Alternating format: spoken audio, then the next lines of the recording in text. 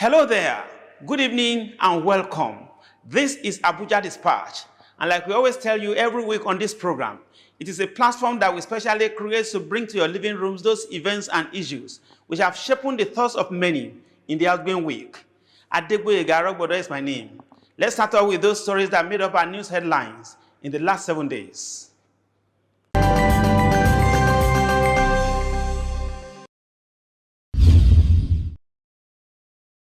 The use of central bank digital currencies can help move many people and businesses from the informal into the formal sector, thereby increasing the tax base of the country, foster economic growth through better economic activities. President Muhammadu Buhari stated this in Abuja at the launch of the central bank digital currency, otherwise called e-Naira. The president said some estimates indicate that the adoption of CBDC and its underlying technology called blockchain can increase Nigeria's GDP by $29 billion over the next 10 years.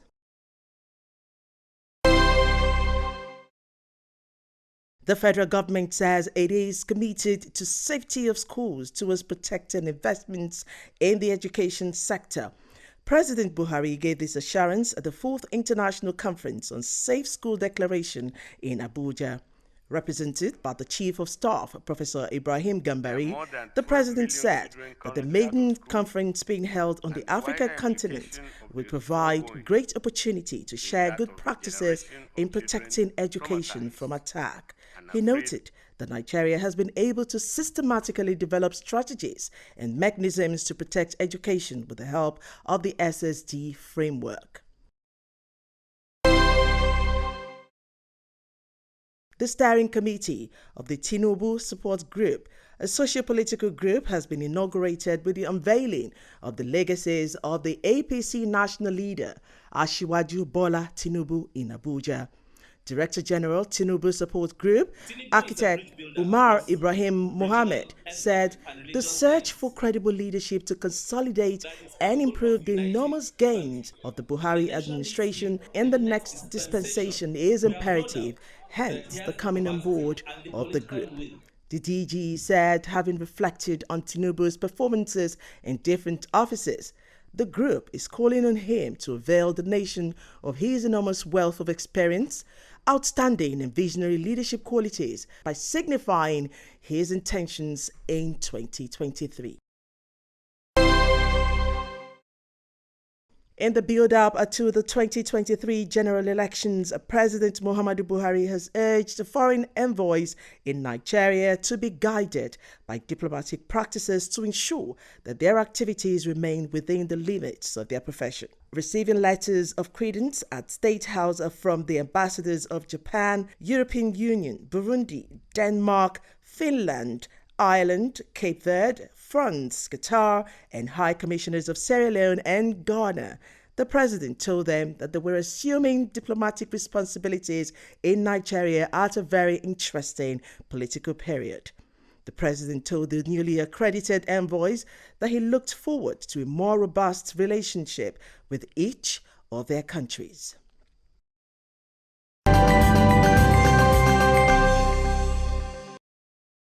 Welcome back. The international border between Nigeria and her neighboring countries is roughly 4,745 square kilometers long. The problem of insecurity as a result of these borderless borders in Nigeria has become one of the most intractable challenges facing the country today. Nigeria's border porosity and increase in crime waves. This is the crux of our discourse tonight on Dateline. Stay with us.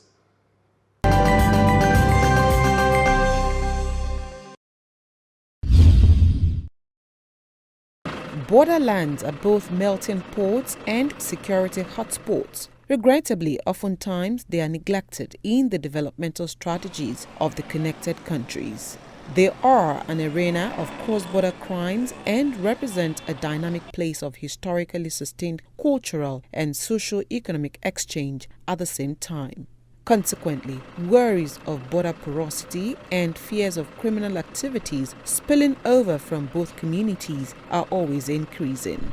Informal trade, both legal and illegal, is the most common activity in border communities, and despite increasing subnational and international cooperations, criminal cross-border activities still remain a key variable of instability in the West African sub-region, particularly among the connected countries. Even though the land border has been open now for legitimate trade, arms and ammunition are banned. Importations of rice and vehicles is banned across the land borders. The closure of land borders has been very, very effective, and I will urge the government to continue monitoring the situation to ensure that the influx of arms and ammunition is greatly curtailed. The problem of porosity of border, we need to take it seriously. And that is the reason why my recent motion in the House was on this issue, porosity of our borders. Because that is where different things, that is used to come into the country. If attention is not paid to it, and we are all shouting bandits, this and that, we are just like scratching the thing on the surface. In recent times, transnational criminal activities across the Nigerian borders are manifold. They include the trafficking of small arms and light weapons, narcotics and human beings, as well as cross-border armed attacks, after which criminals often retreat to the other side to evade prosecution. The risks presented by militant groups are amplified primarily through the prevalence of porous borders in the West African sub-region.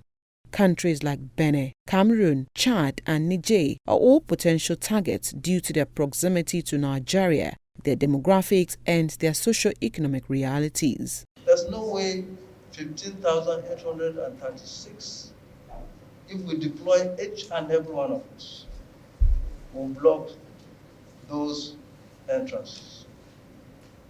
It's porous. In the dry season, from cement until you get to Mfu, is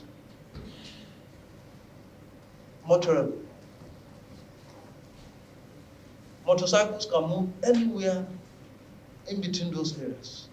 Nigeria's borders with Benin and Chad are fairly short, that is 773 kilometers and 87 kilometers long, respectively. In comparison, Nigeria's borders with Niger and Cameroon span 1,497 kilometers and 1,690 kilometers, respectively. The porous nature of these borders heightens the potential spread of terrorist activities in Nigeria and into the neighboring countries. Customs to actually reinforce its activities, like we have in the army. There is civilian military relations that are supposed to be activated.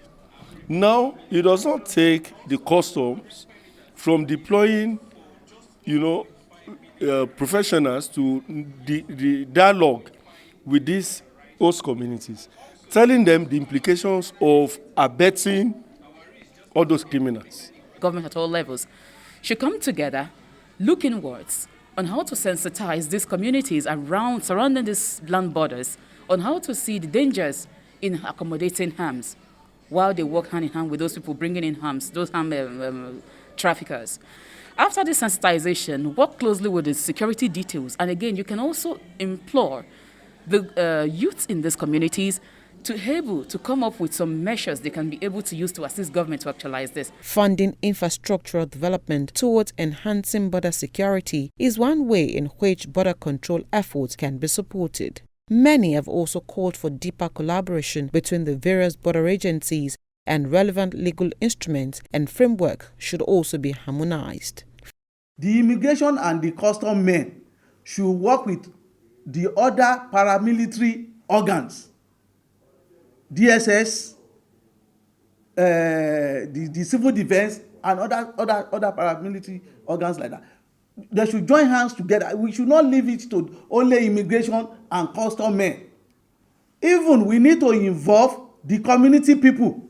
Effective surveillance and the provision of operational vehicles to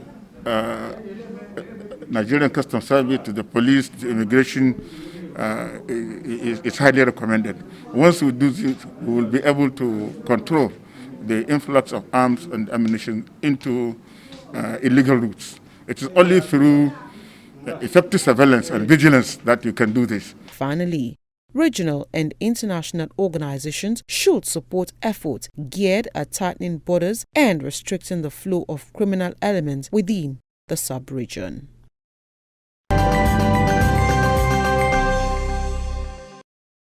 Thanks for staying with us. Rising insecurity and violent conflicts are threats to the progress already made in Nigeria's democratic experience.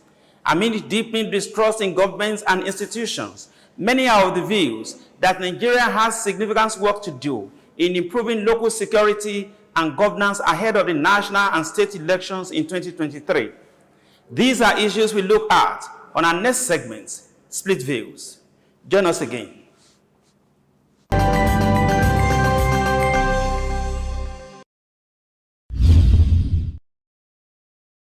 Welcome to the Split Views segments of our program, ABUJA Dispatch. And on Split Views tonight, we take on the National Chairman, Labour Party, Barrister Julius Abori. You are welcome to the program, sir. Thank you so much for having me on this program. Good evening, viewers. Now, ahead of the 2023 general elections, what do you consider to be those issues, that we should start to address now in order to improve on the country's democratic gains before now? Well, the principal issue that we must address first and foremost, because in my view, it is key to further successes that we need to make, is for us to be able to correct the ills that have bedeviled our electoral process. We must be able to ensure that leaders are credibly elected through a democratic means. What I'm trying to say, therefore, is that we must have an electoral process that will be credible, transparent, and dependable, that will ensure that the votes counts.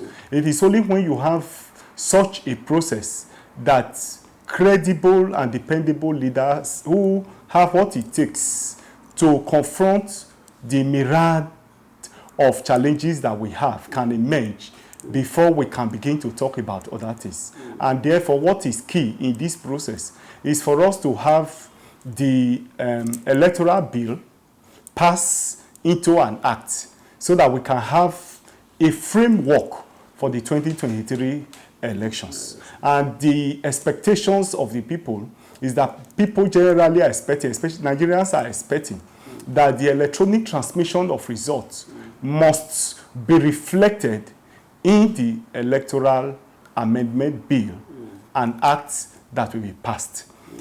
We generally believe that where elections are rigged is at the collation center, where they can change results and then manipulate results. I mean, our experiences over the past few years have shown that where these results are declared at the polling units, by the time they get to the ward collation center, local government collation center, and even state collation center, some of these results are changed.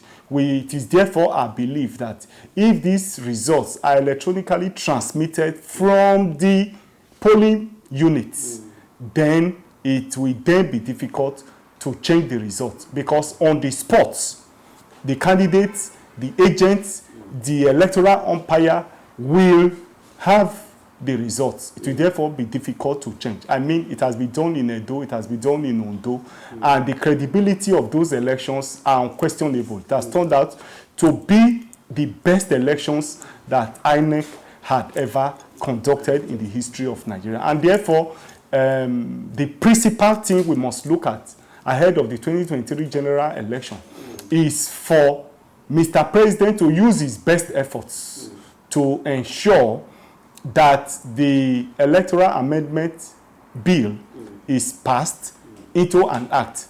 I must congratulate the National Assembly for introducing and defeating the wishes of the forces of darkness that wanted to defeat the wishes and aspirations of the people. I'm happy that this aspect of it has been corrected, and we are hoping that it will be fully corrected and be in the final document that will get to Mr. President for assent. So that is principal. Key to, secondary to this is the issue of insecurity that has bedeviled the land. Today, people can no longer travel by road, even by train. Recently, the rail track between Abuja and Kaduna was bombed, and people can no longer travel by train. The issue of insecurity has destroyed and is destroying the fabric of the very corporate existence of the country. Students are kidnapped. Even the sick are kidnapped from the hospital. It is as bad as this. And therefore, it is incumbent on Mr. President, because the principal purpose of government, the main aim of government, is to provide security for lives and property. Security and welfare of the people is the principal purpose of government, as the Constitution has put it. I'm therefore appealing that ahead of the 2023 general election, we must take into cognizance the president must rise to the occasion and deal headlong with the issue of insecurity Now, last week, Mr. President issued a stern warning to all the non-state actors who might want to perpetrate unnecessary mayhem during the next Anambra elections, forthcoming Anambra elections. Now, and you have been talking about insecurity now. Because even the stakeholders, the national chairman of all the political parties were recently addressed by INEC, cautioning them to, to be guided by, by decency when it comes to what they are saying. Now, what should be the approach to having a very credible and, problem-free elections in the Anambra election? Well, the issue of Anambra election have become very, very disturbing. It may interest you to note that my party is the worst hit.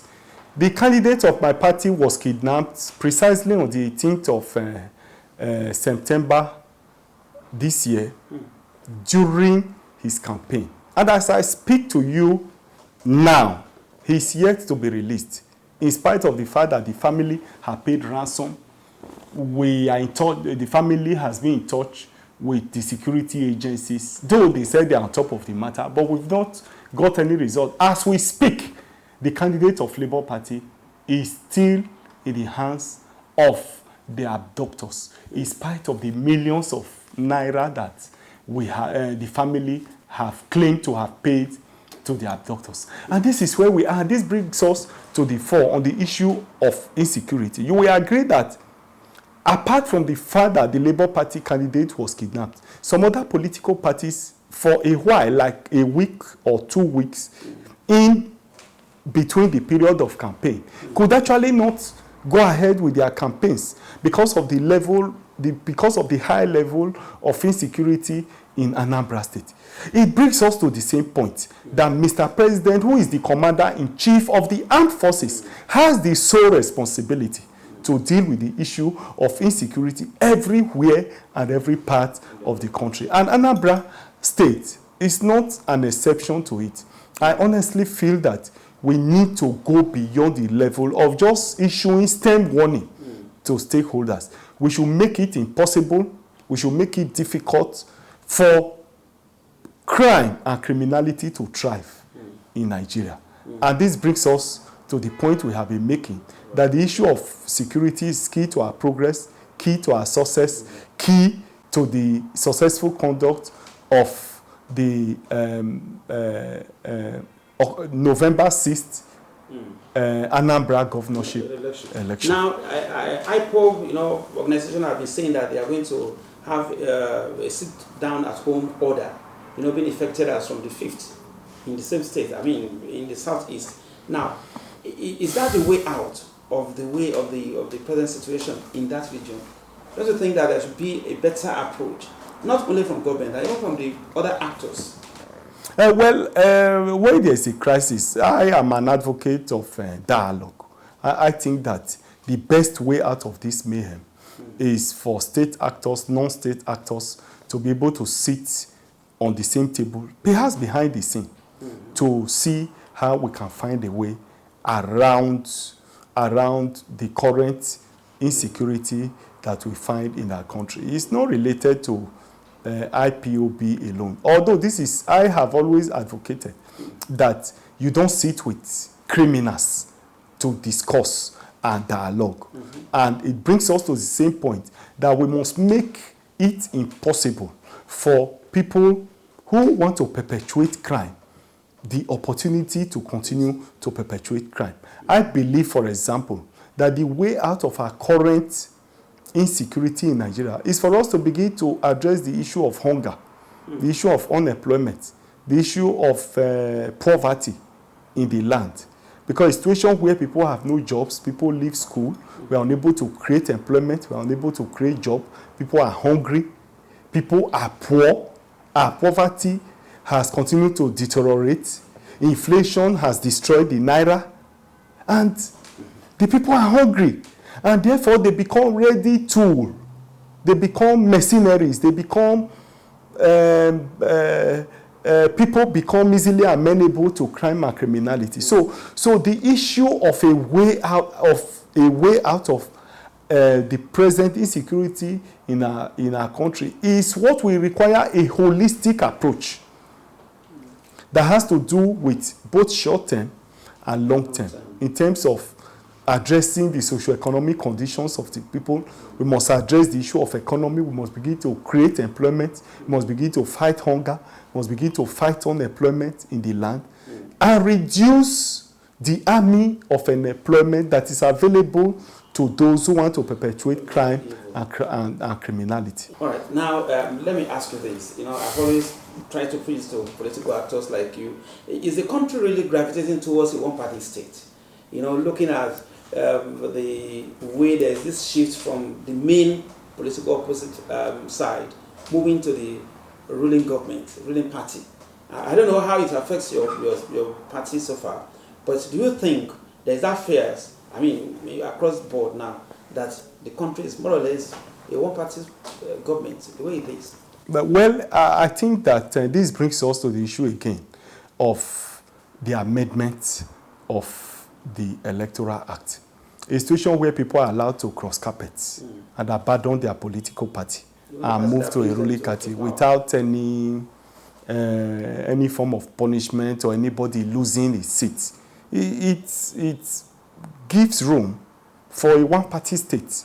It gives room for the party in government to continue to reap from the sweat and labor of other political parties. For example, my House of Rep member just defected to APC not too long ago. Although we have decided to challenge it in court, for whatever it is worth, we are going to pursue it to its logical conclusion and prove the point that that seat must be declared vacant. And I think that the burden should not be given or be on the political party to now start struggling after you have worked so hard to produce a representative or a senator. Omo Agege was a senator that won his first election as a senator under the platform of the Labour Party and left the party shortly after. But today, he is on top and Labour Party gave birth to him. If it was impossible for elected legislators and even governors and presidents to leave their party for another party, there will be more party control over their elected officers. The party will have discipline over their elected officers, and there will be party supremacy. As we speak, there is no party supremacy, and therefore we may say we run a multi-party system. It is gravitating towards a one-party state because the law itself and the state actors themselves have created a situation where you have a one-party state, and absolute power corrupts absolutely. And so eventually you find that you have dictatorship, you have a situation where there won't be democracy. It may just be democracy in name, but in the actual sense of it, in actual practice of it, it may not be. The current 18 political parties won election, but as we speak today, most of them have no representative any longer because the law created loophole for this kind of system that you find. So I think that if we really want to consolidate the gains we have made, if we really want to have a democratic Nigeria, I think we all need to sit down to take a holistic view of the electoral process, the electoral act, the constitution, and then effect the necessary amendment that will make the party to have party supremacy and all of that. And I'm sure that with that, we'll be able to have a strong and better political parties in Nigeria. Our guest tonight has been the National Chairman, Labour Party, Barrister Julius Abore. Thank you for your time, sir. It's a pleasure Thank you. having me on this program.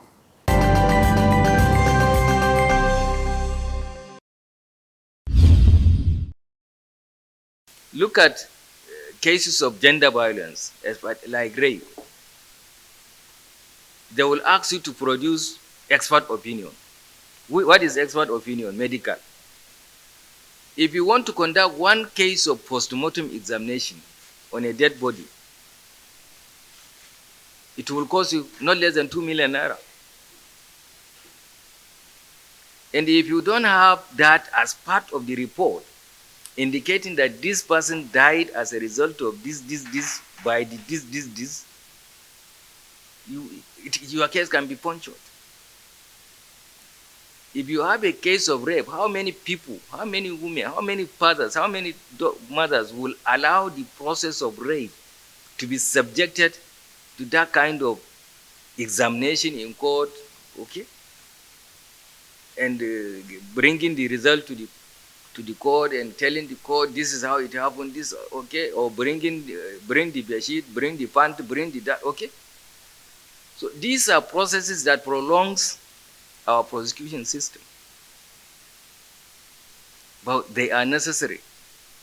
So the accused has a lot of advantage of drawing the case further, frustrating the case by, I don't want this judge is my enemy, okay. This police officer has stolen my money. No, while he was investigating me, he slapped me, or trial within trial. So a lot of things that will frustrate the process. That is our package tonight on Abuja Dispatch. For further information, comments, and suggestions, you can contact us on any of our various social media platforms.